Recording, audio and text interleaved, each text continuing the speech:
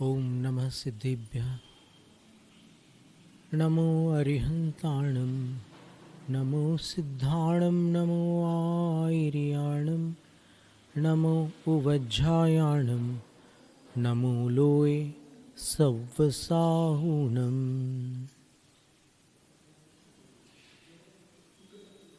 त्रिलोकवर्ती त्रिकालवर्ती अरहंत सिद्ध आचार्य उपाध्याय और सर्व साधु परमेष्ठी भगवंतों को भक्तिपूर्वक नमस्कार। परम भट्टारक महादेवादिदेव तीर्थंकर परमात्मा वर्तमान जिन शासन नायक तीर्थंकर भगवान श्री महावीर स्वामी को भक्तिपूर्वक नमस्कार। द्वादशांग श्रुत देवता स्वरूपा भगवती जिनवाणी सरस्वती देवी माता को भावपूर्ण वंदन। जो आज इस धरती पर नहीं है किंतु हमारे हृदय में अचल विराजमान है, ऐसे परम श्रद्धेय चारित्र चक्रवर्ती आचार्य श्री शांति सागर महाराज को नमस्ते। दीक्षा शिक्षा गुरुवर आचार्य श्री विद्यासागर महाराज को नमस्ते।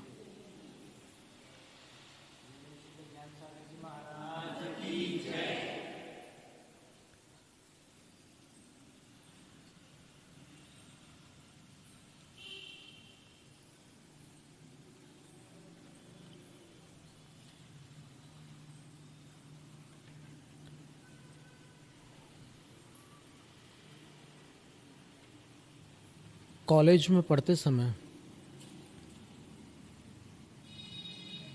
पंडित सुमन जी ने हमें चारित्र चक्रवर्ती पढ़ने की अनुमति दी थी, तो हम मंदिर से लेकर के वो पुस्तक घर पर लाए थे और उसको पढ़ने के बाद फिर कॉलेज जाते थे। सीढ़ियों पर चढ़ते समय वही वाक्य गूंजते थे। आचार्य शांति सागर महाराज का वर्णन था उसमें।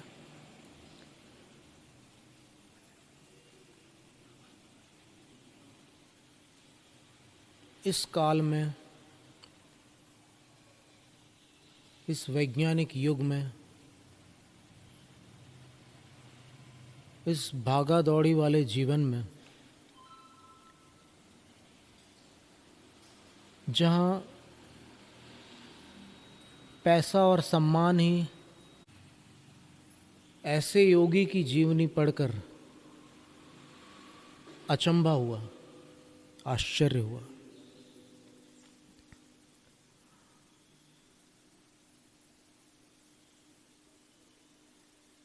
फिर जैसे जैसे आगे पढ़ते गए तो पता चला कि उन्होंने बाल्यकाल से ही कुछ गुणों को अपने भीतर धारण करके रखा था। खेती किसानी करते थे तो वहाँ जानवरों पर इतने करुणावान थे कि बैलों को श्रम हो जाने पर वो उनको खोल देते थे और स्वयं उनका काम कर लेते थे।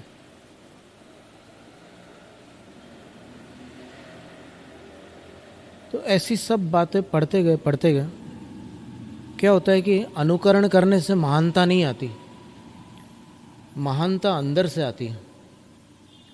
आप किसी की नकल करोगे तो महान नहीं बन जाओगे।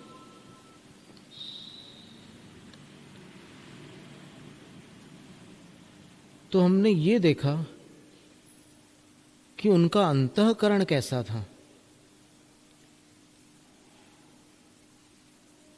पंडित दिवाकर जी से भी संपर्क हुआ, ऐसे साक्षात वार्तालाप तो नहीं हुआ। सुमेरचंद दिवाकर जी उनके निकटवर्ती थे, लेकिन उनके छोटे भाई से हमारा काफ़ी वार्तालाप हुआ। उन्होंने बोला, जो उनके पुत्र हैं, अभी भी हैं, सिवनी वाले जो भैया हैं, उनका नाम कुछ अच्छा नाम है उनका, पवन दिवाकर जी।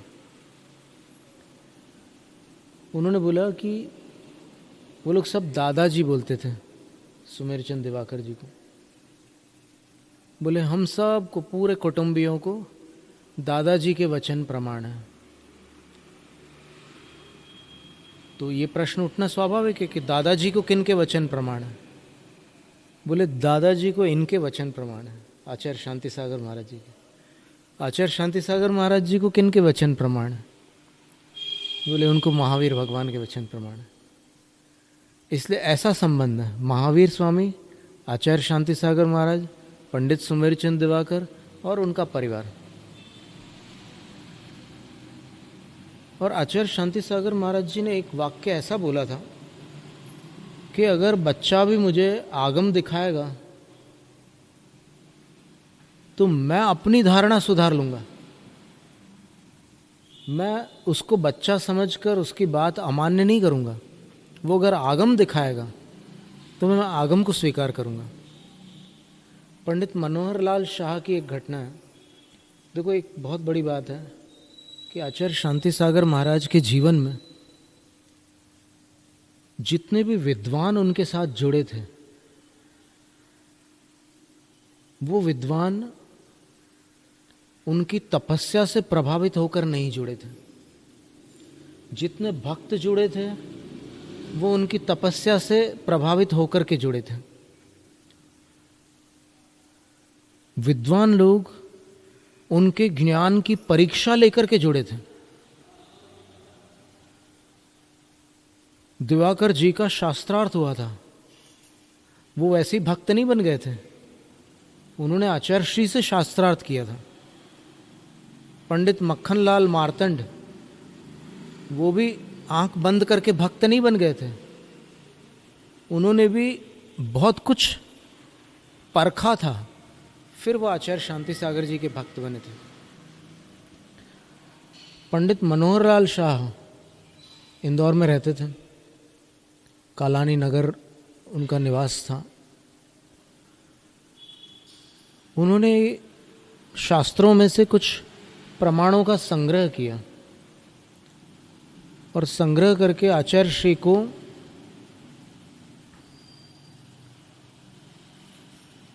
कहीं पर उनकी जयंती मनाई जा रही थी, आचार्य श्री की हीरक जयंती संभवतः फलटण में मनाई गई थी। तो ऐसे किसी बड़े कार्यक्रम में वो प्रमाण आचार्य श्री के हाथ में भेंट किए कि आचार्य श्री, ये सारे प्रमाण मुझे शास्त्रों में से मिले हैं, आप एक नज़र डाल लीजिए। और आचार्य श्री ने उन सब प्रमाणों को बहुत अच्छे से देखा। और जब वो दोबारा आए पंडित जी, तो पंडित जी ने पूछा, आचार्य श्री आपकी कोई राय? तो आचार्य श्री ने बड़ा सुंदर उत्तर दिया कि मेरी क्या राय ले रहे हो, जब पूर्वाचार्यों के वचन उसमें दिए हुए हैं तो पूर्वाचार्यों के वचन मेरे लिए पूर्णतः मान्य है, इसका प्रचार होना चाहिए, ये वचन उन्होंने कहा। तो पंडित जी बिल्कुल गदगद हो गए, उन्होंने चरणों में नमस्कार किया। और आज भी ऐसी स्थिति जब देखने में आती है कि कोई साधु आगम दिखाने पर हाथ जोड़कर उसको स्वीकार कर ले, तो हृदय प्रफुल्लित हो जाता है। क्योंकि आज का जो काल है, इस काल में सब लोग आगम को अक्षरशः मान्य करने वाले हों, ऐसा नहीं है। कई लोग तर्क करके किसी बात का निषेध भी कर लेते हैं कि नहीं, ऐसा नहीं होगा, ये बात नहीं जमती, ऐसी सब बातें। कौन से आचार्य ने लिखा है, कौन सी शताब्दी का ग्रंथ है?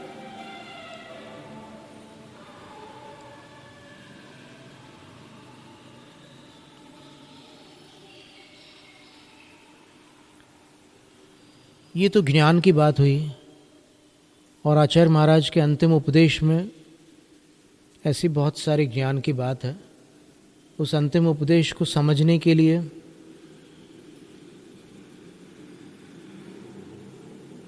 थोड़ा शास्त्रों का स्वाध्याय आवश्यक है। उसके बिना उसका जो मर्म है वो पकड़ में नहीं आ सकता। कुछ लोग एक वाक्य पकड़ लेते हैं, आत्मचिंतन करा। कुछ लोग दूसरा वाक्य पकड़ लेते हैं, संयम धारण करा, भीव न का। तो अपने पसंद की बात पकड़ने से तो संप्रदाय उत्पन्न होते हैं। जितने भी संप्रदाय होते हैं वो किसी एक बात को पकड़ करके उसको महत्व दे देते हैं, लेकिन संपूर्ण संदेश का सार क्या है उसको ग्रहण करना आवश्यक है। कई मंदिरों में वो उपदेश, अंतिम जो उपदेश है वो लगे रहते हैं आचार्य महाराज के, पर उसमें सब कुछ समझना आवश्यक और तालमेल जोड़ना भी आवश्यक है।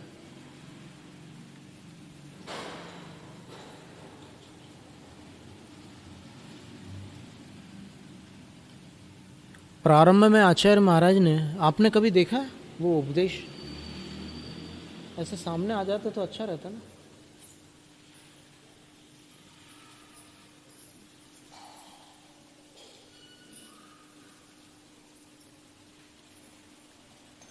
बस भगवान की तरफ पीठ नहीं हो ना, उधर पीठ कर सकते हैं।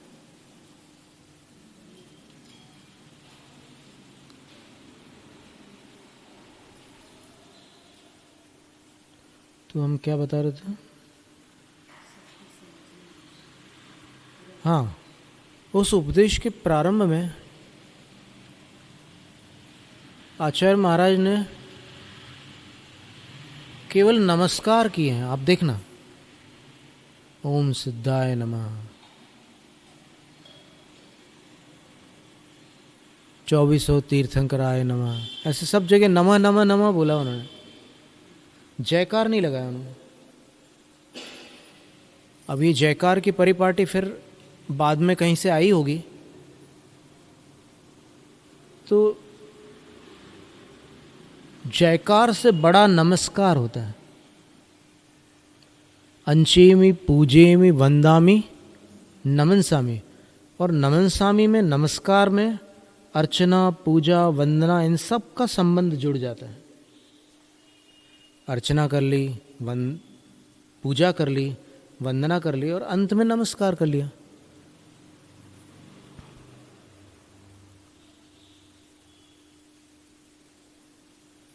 वीरसेन आचार्य महाराज ने धवल ग्रंथ में लिखा है कि सम्यक दृष्टि जब ये क्रियाएं करता है तो उसको केवल पुण्य का संचय नहीं होता, उसके पापों की निर्जरा भी होती है।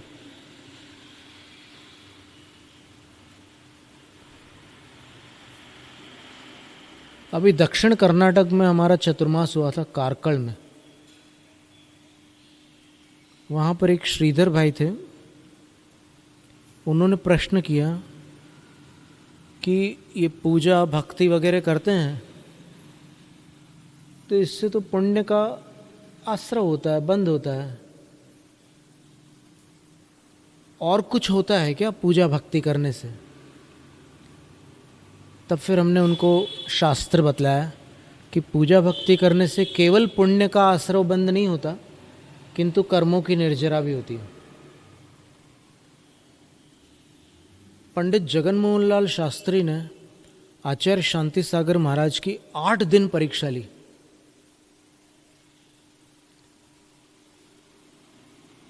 और 8 दिन परीक्षा लेने के बाद उन्होंने पहले जो भी कानों से सुना था और जो भी पढ़ा था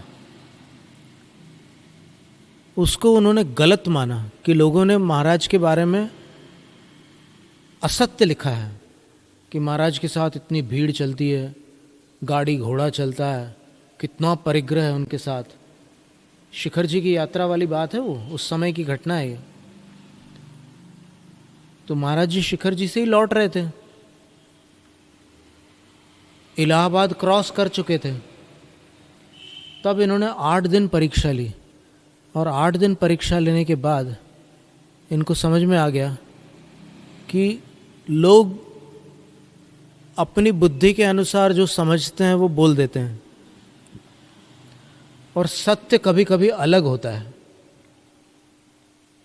तो उन्होंने आचार्य शांति सागर महाराज को 8 दिन परीक्षा लेने के बाद फिर नमोस्तु की। और जब उन्होंने नमोस्तु किया, उसी समय उनके गांव के लोग भी आ गए और उन्होंने भी नमोस्तु किया। उन्होंने तो श्रद्धा से किया, इन्होंने परीक्षा लेकर किया। तो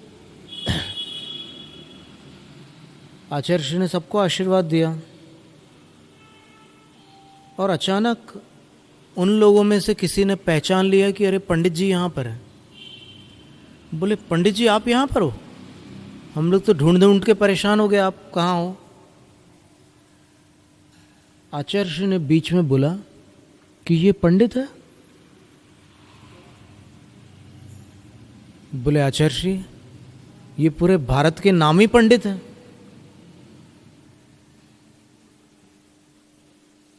तो आचार्य श्री बोले, कौन से पंडित हैं?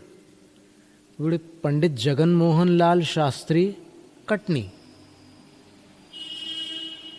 तो आचार्य श्री ने पंडित जी से पूछा कि बताया नहीं? तो ऐसे कान पकड़ करके पंडित जी बोलते कि कैसे बताता, मैं तो श्रद्धा से आया ही नहीं था आपके पास, मैं तो देखने आया था आपको।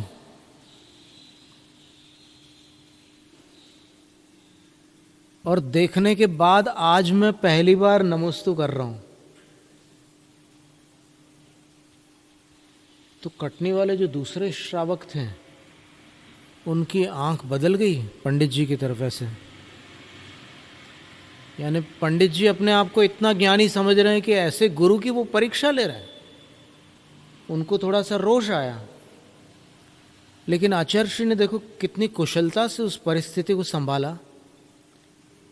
आचार्य श्री ने पंडित जी से कहा, पंडित जी तुमने बहुत अच्छा किया।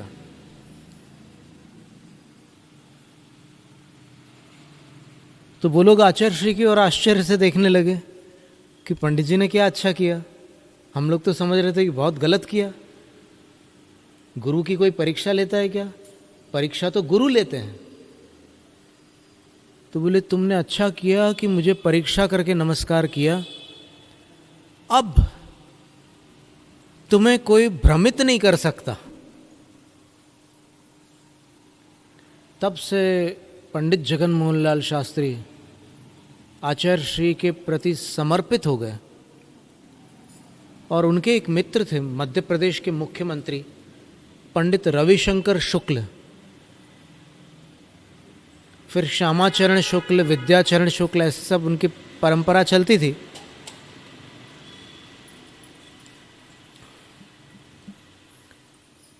तो पंडित रविशंकर शुक्ल ने पंडित जगन मोहन लाल जी से कहा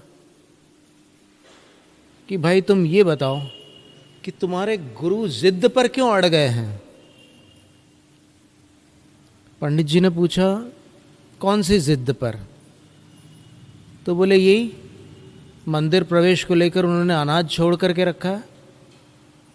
एक मंदिर प्रवेश का एक प्रकरण चल रहा है, उसको लेकर अनाज छोड़ दिया आचार्य जी ने। तब पंडित जी ने आचार्य शांति सागर महाराज के पक्ष को प्रस्तुत करते हुए मुख्यमंत्री से कहा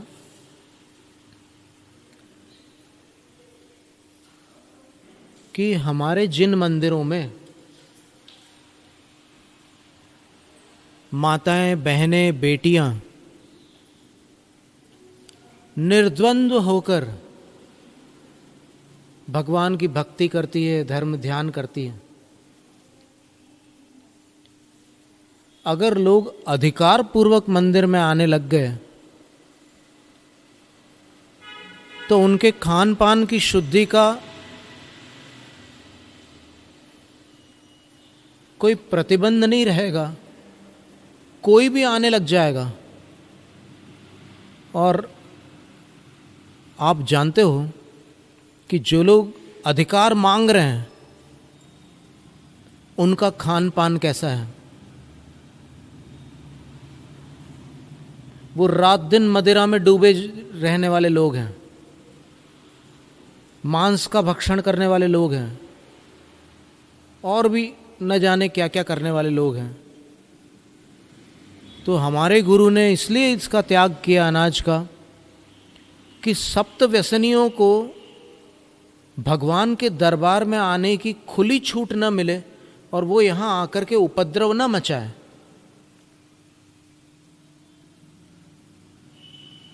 और आचार्य महाराज ने 1105 दिनों तक संकल्प पूर्वक त्याग रखा। उसमें प्रारंभिक जो दिन था वो अष्टमी अथवा चतुर्दशी का दिन था, तो वो उनका वैसे ही उपवास था।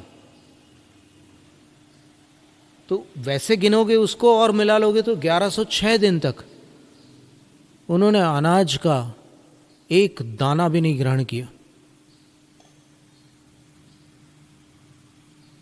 समाज प्रार्थना कर करके थक गई कि आचार्य श्री, आपके त्याग से क्या होगा, ये सरकार का काम है, सरकार कैसे मानेगी। तो भी आचार्य श्री ने उनकी बातों पर ध्यान नहीं दिया, अपना त्याग बनाए रखा। और अंतिम दिन जब मुंबई हाई कोर्ट में निर्णय होने वाला था,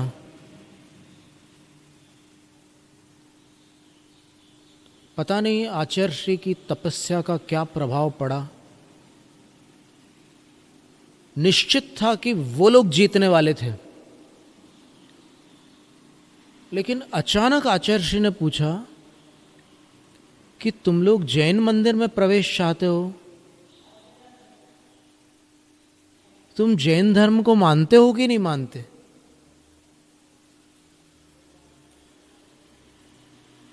तो बोले नहीं, हम लोग जैन धर्म को तो नहीं मानते।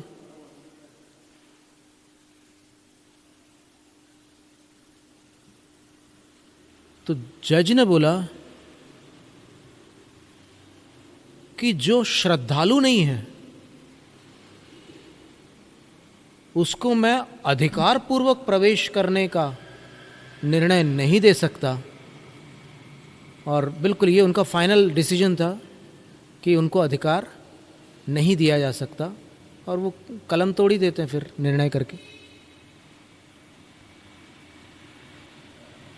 ये समाचार आचार्य श्री के पास आए।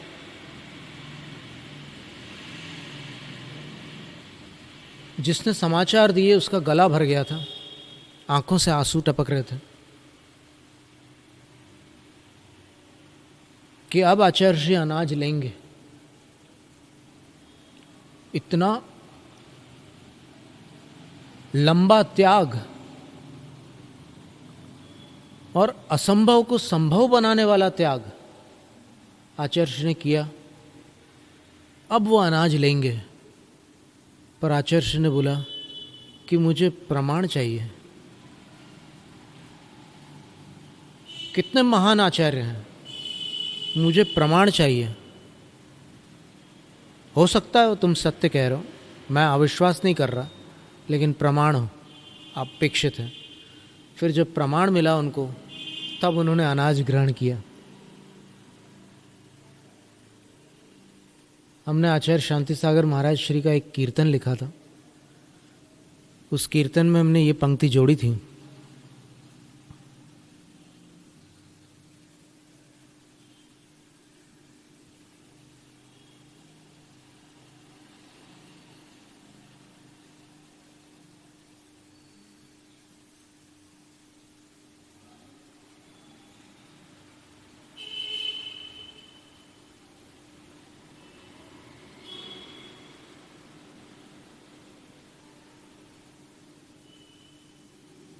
ये कीर्तन ऐसा था, बोलो शांति सागर नाम, बोलो शांति सागर नाम, जय करुणा के धाम गुरु शांति सागर नाम। बोलो शांति सागर नाम, बोलो शांति सागर नाम। जय करुणा के धाम गुरु शांति सागर नाम। जैनम जयतु शासनम, जैनम जयतु शासनम, जैनम जयतु शासनम, जैनम जयतु शासनम। थे चारित्र चक्रवर्ती गुरु थे आचार्य यशस्वी, थे उपवासी ज्ञानी ध्यानी त्यागी और तपस्वी। दया भरी थी आंखें जिनकी, कोमल जिनकी वाणी, मर्यादा के रक्षक थे गुरुचर्या थी कल्याणी। बोलो शांति सागर नाम, बोलो शांति सागर नाम। जय करुणा के धाम गुरु शांति सागर नाम। जैनम जयतु शासनम, जैनम जयतु शासनम, जैनम जयतु शासनम, जैनम जयतु शासनम। भक्ति भाव बिन, व्यसन त्याग बिन, जिन मंदिर में आना, जब भारत के एक वर्ग को था अधिकार बनाना। 1106 दिवस न गुरु ने लिया अन्न का दाना, पक्ष उच्च न्यायालय ने भी गुरु का समुचित माना। बोलो शांति सागर नाम, बोलो शांति सागर नाम। जय करुणा के धाम गुरु शांति सागर नाम। जैनम जयतु शासनम, जैनम जयतु शासनम, जैनम जयतु शासनम, जैनम जयतु शासनम। लोहा माना विद्वानों ने गुरु की विद्वत्ता का, तब भी भाव न जागा गुरु में एक छत्र सत्ता का।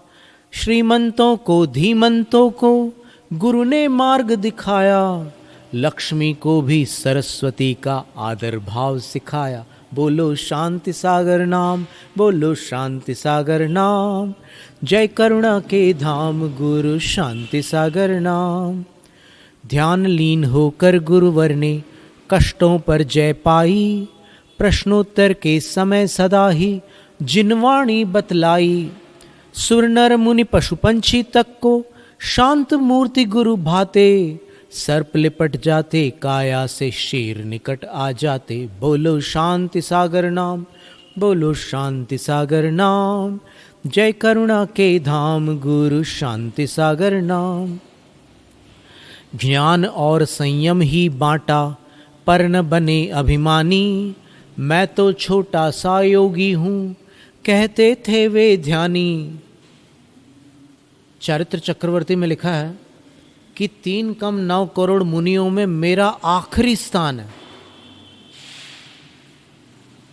ज्ञान और संयम ही बांटा पर न बने अभिमानी, मैं तो छोटा सा योगी हूँ कहते थे वे ध्यानी।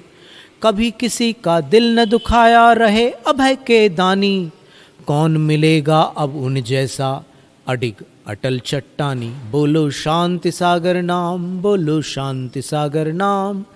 जय करुणा के धाम गुरु शांति सागर नाम। गुरु के भीतर भरी हुई थी आगम निष्ठा भारी, भक्ति मार्ग में उनके मत में थे समान नर नारी।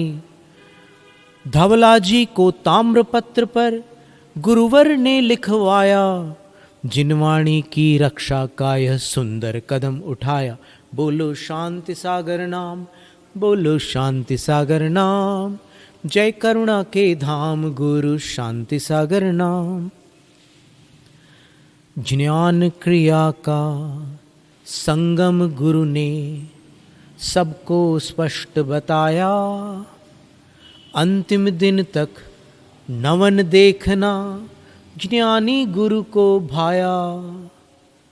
मरण शास्त्र 36 बार पढ़ शुद्ध भाव को भाया।